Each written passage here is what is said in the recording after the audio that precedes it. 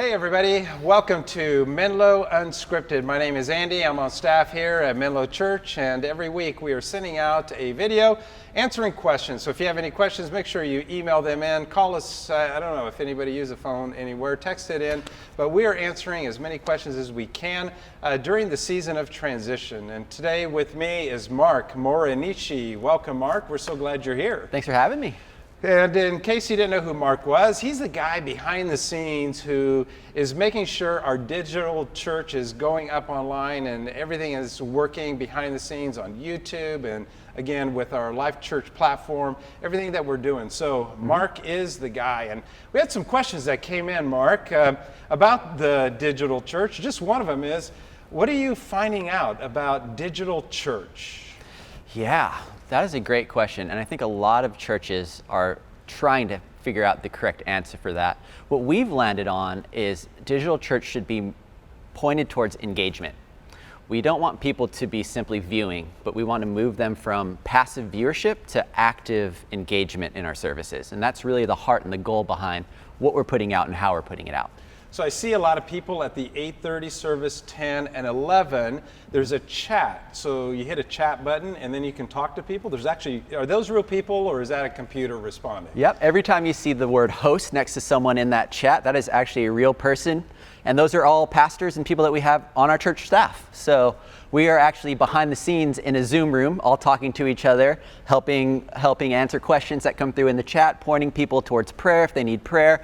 And so we would really want to invite people to participate in that chat because we feel like life change is happening in that community. So that's like real engagement. Yes. So even though we're not meeting in person, we can still meet with a person. That's and correct. Actually get prayer. Somebody will pray with us. We have prayer available at every live service. Oh my goodness. Okay. So what happens then after 8:30, 10, and 11:30?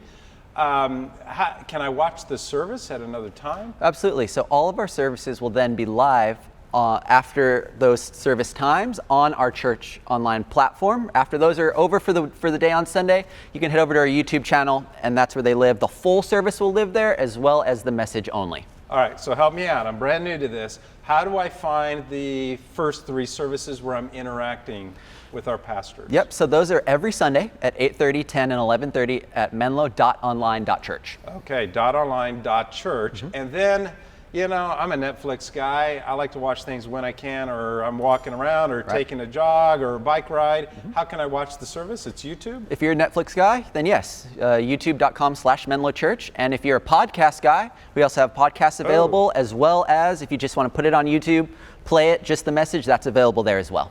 Excellent. So options for everybody. There isn't a reason not to stay engaged and keep watching our services. Now, here's the tough question, the unscripted question. Ooh. Here we go. The question has been, why are our services shorter than usual? Because when we're in person, I think our typical service is about 65 minutes.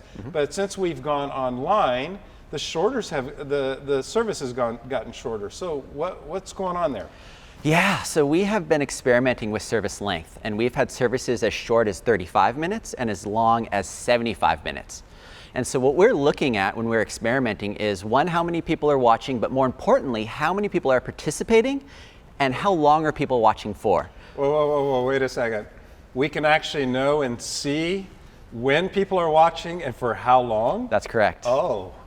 Yeah. Is that creepy or is that just... It was a little bit weird when I've set that up. I could see, I could actually see where people are at the city where they're watching from as well, which also helped dictate when we were having our service times. Are there people watching from across the country? Yes. And internationally? So right now we have about 90% of the people that are watching from California, but that other 10% that's spread throughout the country, as well as we have about 2% that are watching internationally. Wow. Well done, Menlo Church. Yeah. Well done, Mark. And Great job, everyone. So why are the services shorter? What were the reasons, analytics behind that? Yeah, we're trying to find, and again, we're trying to point people towards engagement.